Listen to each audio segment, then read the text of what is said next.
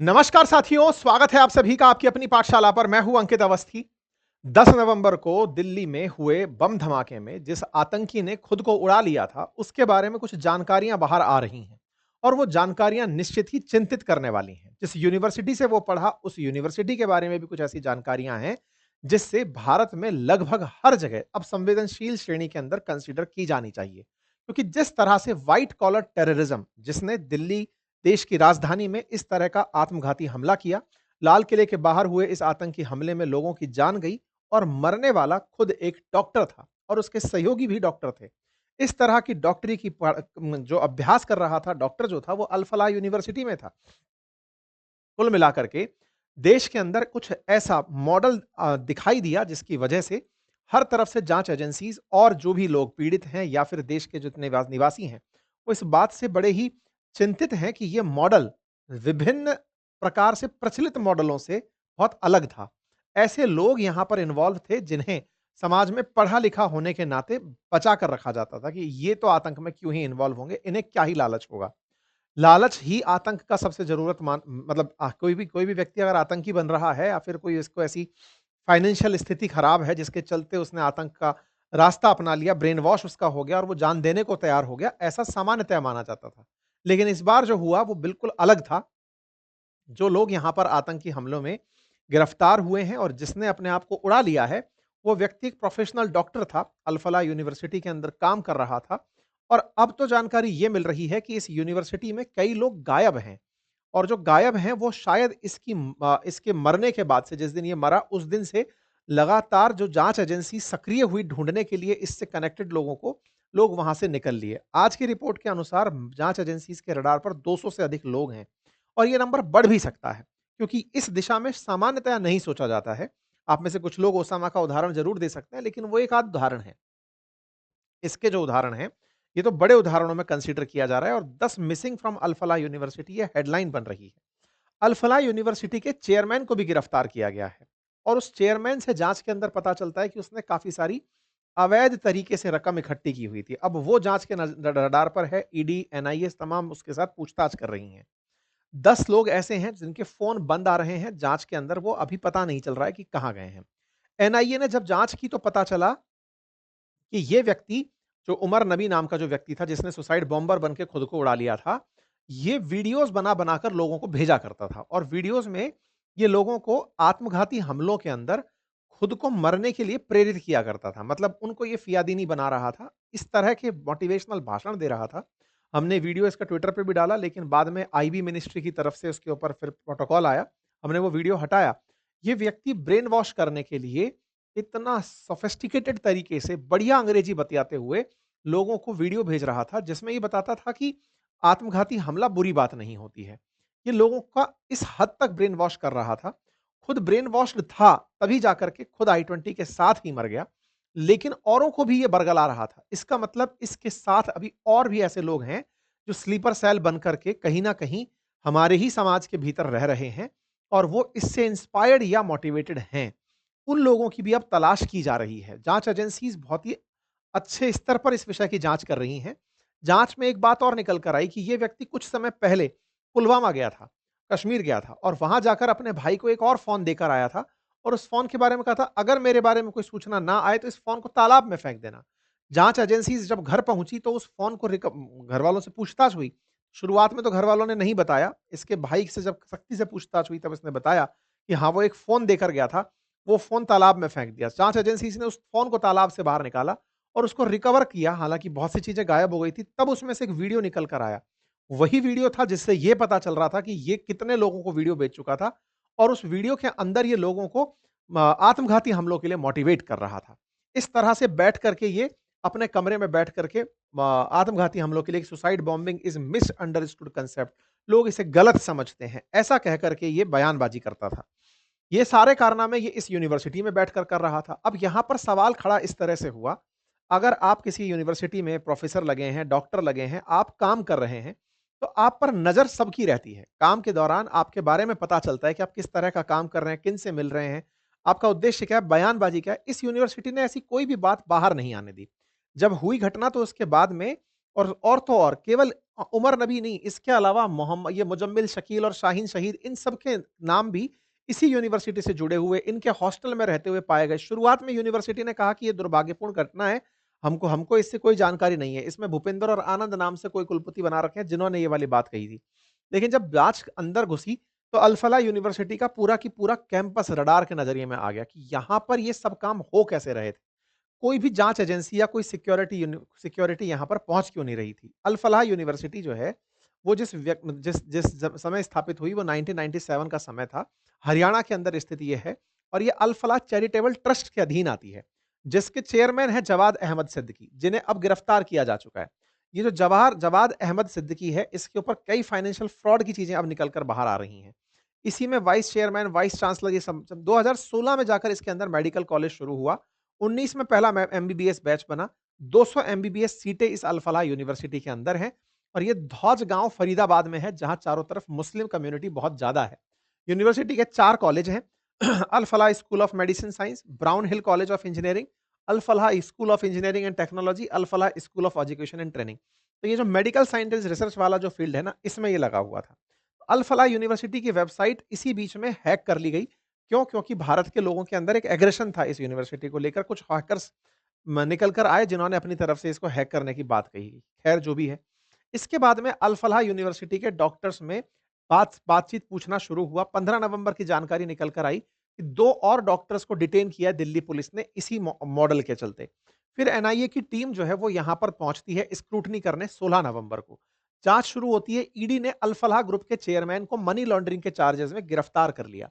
ये घटना होती है 19 नवंबर के दिन। ये हैं जवाद अहमद सिद्दीकी, जो कि अल-फलाह यूनिवर्सिटी के फाउंडर बताए जाते हैं। ये चेयरमैन भी हैं। मध्य प्रदेश के मूलतः रहने वाले हैं। देवी अहिल्या यूनिवर्सिटी से आप ग्रेजुएट हैं। ये 2014 में हरियाणा के अंदर अल-फलाह यूनिवर्सिटी को शुरू किए थे।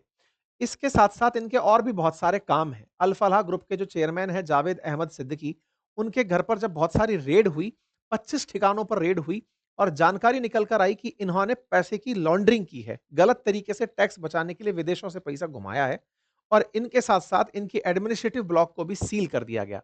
कई प्रकार की कैसी ऐसी जानकारी निकल कर आई कि कई इन्होंने नकली कंपनियाँ बना रखी हैं।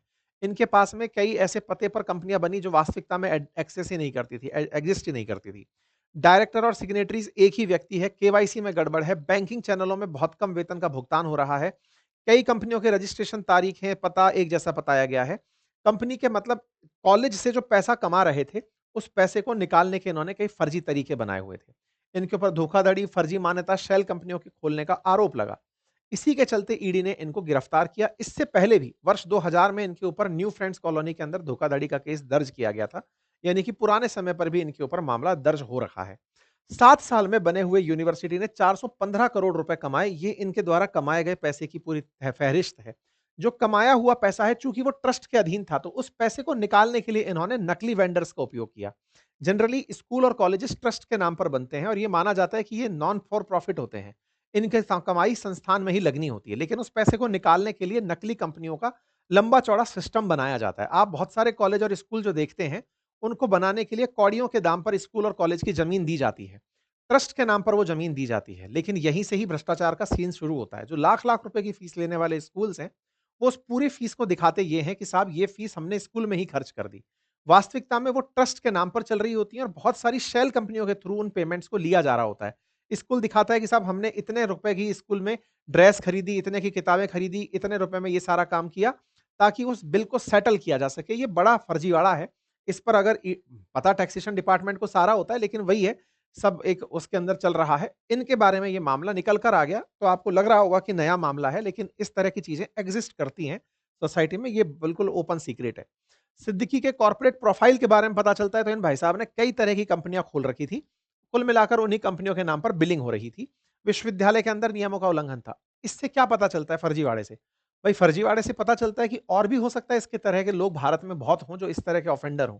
लेकिन ऑफेंस से एक बात स्थापित होती है कि जिसके दिमाग में एक बार अपराध आ गया, वो फिर किसी भी स्तर तक जा सकता है। जाँच एजेंसियों का फाइनेंशियल फ्रॉड से ज़्यादा रिलेशन इस समय आतंकी घटना से है कि तुम जब इस तरह से फाइनेंशियल फ्रॉड कर सकते हो, करोड़ों रुपए बचाने के लिए नकली कंपनियाँ बना सकते हो, तो फिर तुमको पैसे का लालच अगर मिले, तो तुम तो आतंकियों को भी पनाह दोगे। तो वो एक दिशा दूसरी तरफ खुल जाती है और यही कारण है कि इनके काफ़ी सारे ठिकानों पर रेड हुई और इनकी रेड के साथ-साथ ईडी ने इनके साथ में 13 दिन की रिमांड पर इन्हें ले लिया और पूछताछ की। इनका जो महू के अंदर घर है उसको अवैध रूप से घोषित भी कर दिया गया है। अब जब ये जाँच और बढ़ती गई, तो आज सुबह की खबर के अनुसार 200 डॉक्टर फिलहाल अंडर लेंस हैं, जिनके ऊपर जाँच की जा रही है। मतलब इस यूनिवर्सिटी में अभी थोड़े दिन पहले तो यूनिवर्सिटी में मेडिकल के बैचेज़ शुरू हुए हैं।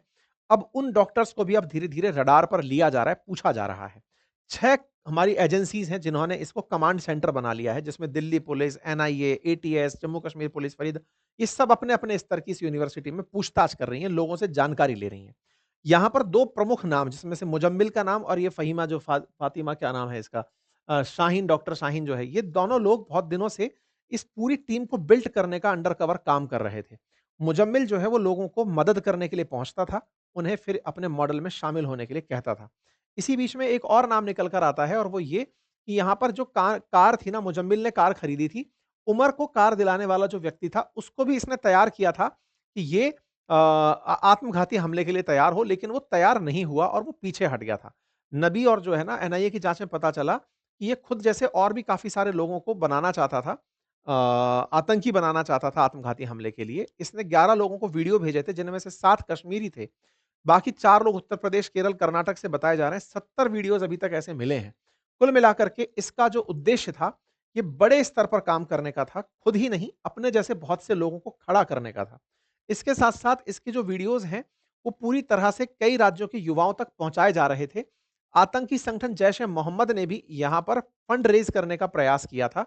दिल्ली ब्लास्ट से पहले ये अपने घर पुलवामा गया था और वहाँ पर जो मोबाइल बरामद हुआ, उसमें इसके इस तरह के वीडियोज़ की शिनाख्त भी हो पाई।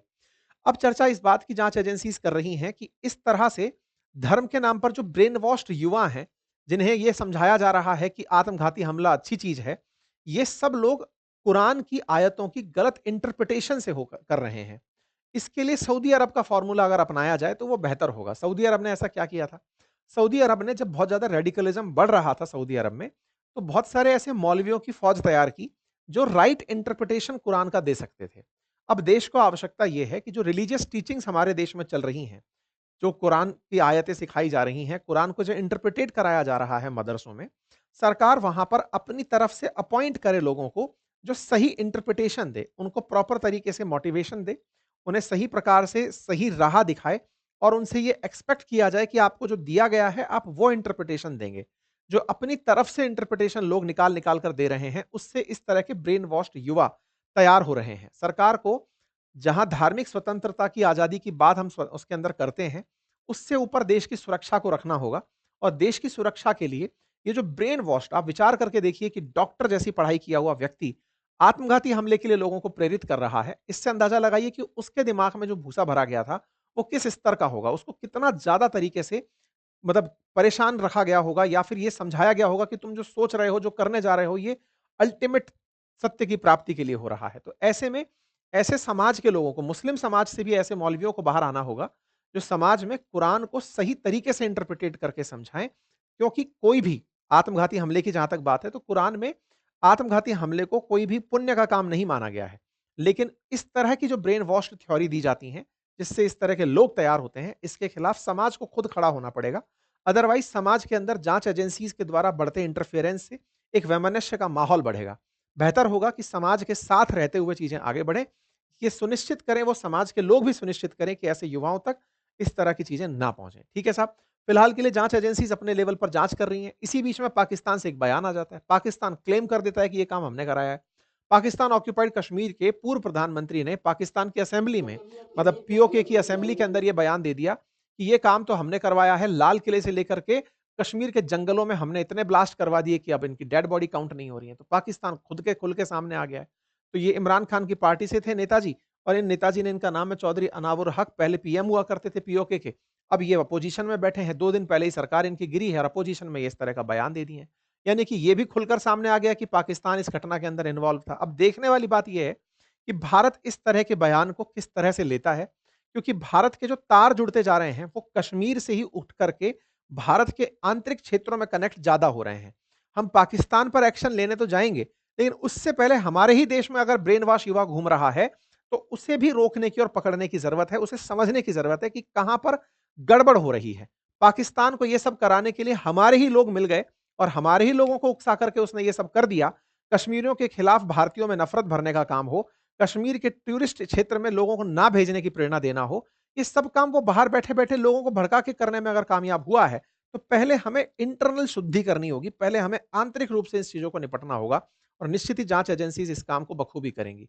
बाकी आप लोग इस विषय पर क्या सोचते हैं? अपनी राय ज़रूर कमेंट बॉक्स में बताएँ। चैनल पर नए हैं तो सब्सक्राइब कर लें, बाकी हमारी पुस्तकें उपलब्ध हैं बाज़ार में फ्लिपकार्ट पर ऑनलाइन आप उन्हें एक्सेस कर सकते हैं। हमारे कोर्सेज़ अपनी पाठशाला एप्लीकेशन पर उपलब्ध हैं, आप उन्हें एक्सेस कर सकते हैं। Thank you so much.